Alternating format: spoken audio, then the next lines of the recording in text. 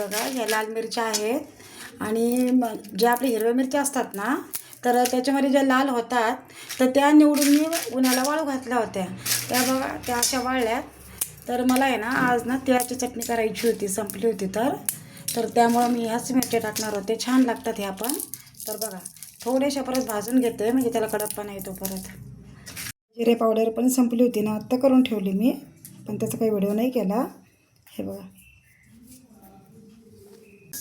आता ते भाजून घेते. ते चांगले भाजले का चटणी पण छान लागते, त्याची चव पण वेगळीच लागते, छान लागते. आणि हे बघा आता खाली मिरची पण आहे ना चांगली कडक झाली आहे. आता यातली काही मी चटणीसाठी वापरणार आहे आणि काही याचं आहे ना आपण खुडा कसा म्हणतो लसूण जिरे घालून तसं करून ठेवणार आहे. आता उन्हाळ्याचं काय होऊन जातं, जेवण वगैरे जात नाही, सगळं म्हणजे भाज्या खाऊ वाटत नाही आपल्याला, तर मग अशा चटण्या करून ठेवल्या ना तर मधल्या पिरियडमध्ये जर भूक लागली चटणी पोळी पण छान लागते, किंवा तुम्ही असं वरण भात चटणी पण खाऊ शकता, आमटी भात असं प्रत्येकाची आवड असते, पण चटण्याने चव येते. हे बघा माझ्याकडे हे खोबऱ्याची पण चटणी, ही शेंगदाण्याची चटणी हे केलेली. त्यानंतर हे बघा ते खोबऱ्याची पण आहे, अशी मी करून ठेवत असते. ठेसा पण असतो, पण ठेसाचं काय ना, आता उन्हाळा लागला ठेसा जास्त सहन होत नाही, पोटात आग वगैरे पडते ना, त्यामुळे आता ठेसा मी जास्त करत नाही आहे उन्हाळ्याचा. तरी बघा ते चांगले भाजत आहे आता. हे बघा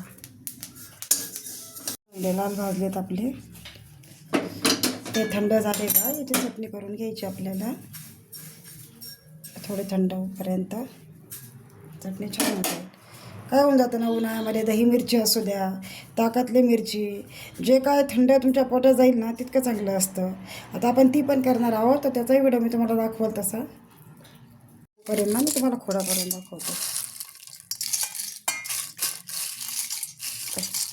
एवढ्या याचा करणार आहे आणि ही चटणी ठेवणार आहे. आता याच्यामध्ये ना लागलं तर लसूण नंतर टाकू आपण, मीठ टाकून घेऊ म्हणजे मिठा आणि मिरची लवकर बारीक होते. आणि हे काढून घेते आणि जिरे आणि लसूण नंतर टाकू. हे असं बारीक झालं आहे. आता त्यामध्ये ना भरपूर लसूण टाकायचं आणि काय करायचं, जिरे आणि थोडासा हिंग, आणि हे पण मिक्सरला एकदा मी थोडंसं काढून घेते. बघा असं झालं आहे बघा, लसूण जिरे वगैरे टाकल्याने थोडीशी ओलसर पण आला आहे त्याला. हे काही जास्त दिवसासाठी नसतं आपल्या ह्या वर्षभराच्या तिखटासारखं.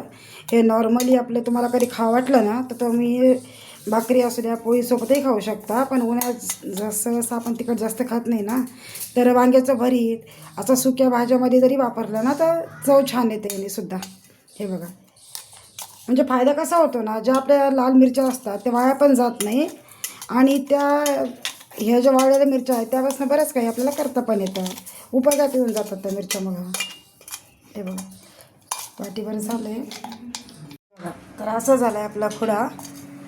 तर जिरे आणि लसूण टाकलं ना त्याला थोडासा ओलसरपणा पण आला.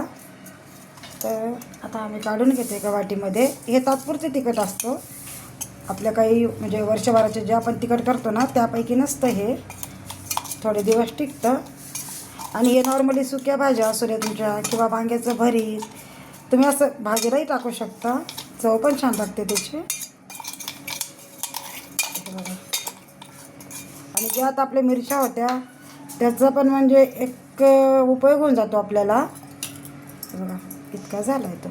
असं तुम्ही पण करून बघा नक्की. मला तिळाची चटणी पण करून दाखवते. तर यामध्ये पण थोडीशी तीळ आणि मिरची, जसं आपल्याला तिखट लागेल तसं. आता ही मिरची, त्यानंतर थोडेसे जिरे टाकते याच्यामध्ये, आणि मीठ लसूण नंतर टाकणार आहे, चवीप्रमाणे मीठ.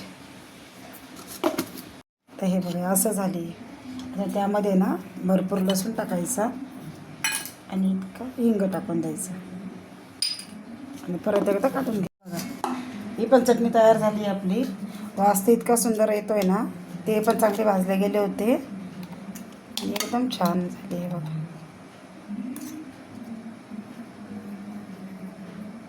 बघा एकदम